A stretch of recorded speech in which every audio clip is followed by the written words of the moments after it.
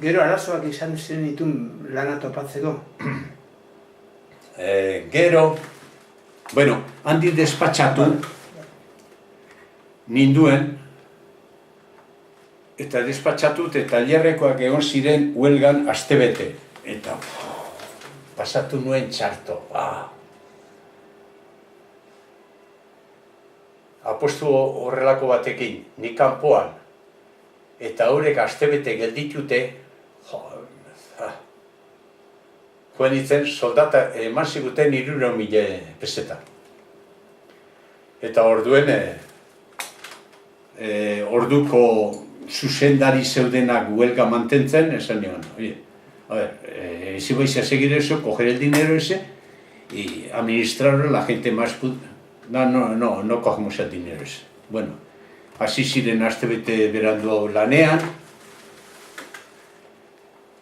eta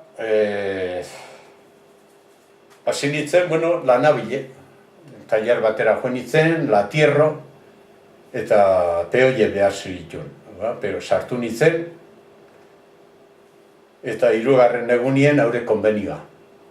Tailer bate 50 laneko, langile. Eta ni asambladan isilik eta jode, diskusioa sortzen da eta azten dira borrokan, bi. Eta nik aprobate isilian pasatzeko esan nion bakarrik jode.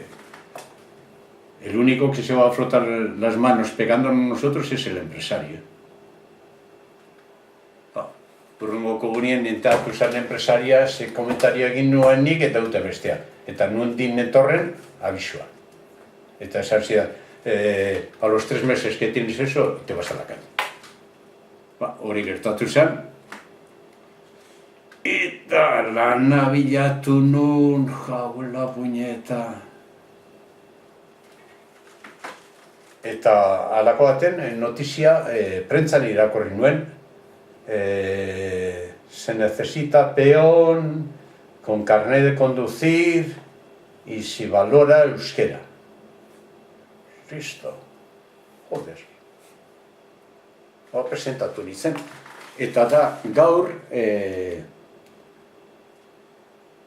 Gasteiz-erantza, edo Durango-erantza zenien zuton dago horre poligono Gojainen, bigarren fabrika kamino ertzean, arantzasoa zela eskerretara.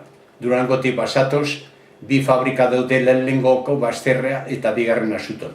Eta hori zen fabrika bat 5 langile zituen.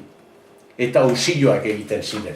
Usilloak badakizu zer diren tornilloak, baina barra bat izelei igual onlako zendura eta tornilloa rodamientoekin. Eta oso sofistikatua.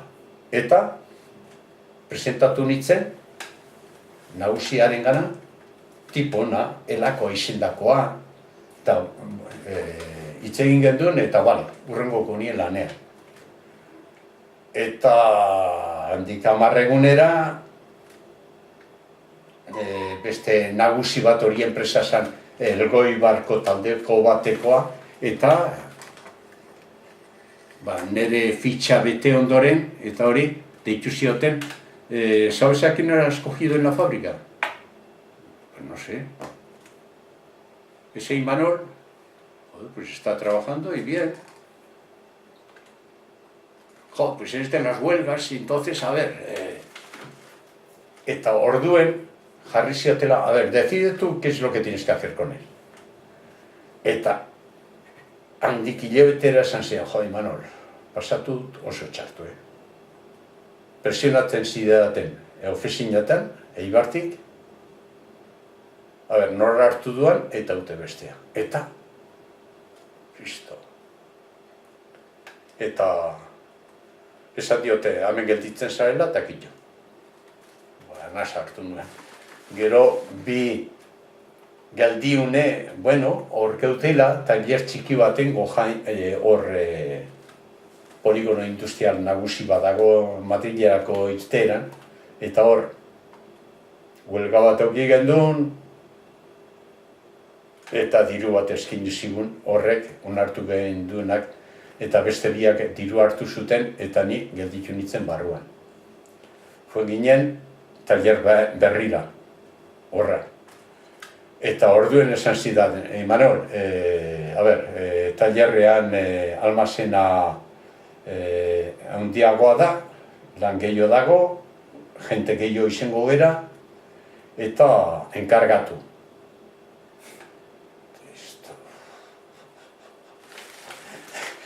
Eta orduen, erabaki personalak eta hori huelga bakazio bezperan, bakazio bukatu eta horrakun behar ginen. Eta tallerreko jentea esan nion, antes de decir dinero para mandarme, y entonces en este momento me dice que me va a hacer el encargado en la fábrica, pero tengo que decirle yo que sí. Entonces yo creo que esto es una compra. De alguna forma, no dinero, pero con este puesto y tal. Ya, pero estaría bien porque si te hacen encargado también, entonces nos puedes transmitir a nosotros pues las discusiones que hay. Desabion ezetz. Eta gero azken baten, beste intento de huelga bat, helarekin lotu bera, eta jautxo bat zegoen komitean, eta astebete huelga egin genduen, eta hurrengoko gunean egun lanera. Eta helakoak, Mikel Alberdek esan zion, helako jenteai, entramos a trabajar, pero el lunes Imanol lo despacha. Empezar a trabajar y se ha llegado a acuerdo con Ela, Ochoa y el gerente. Eta orduen beste biek azarratu ziren, adarra jotzea gaitik, has firmau eso tu?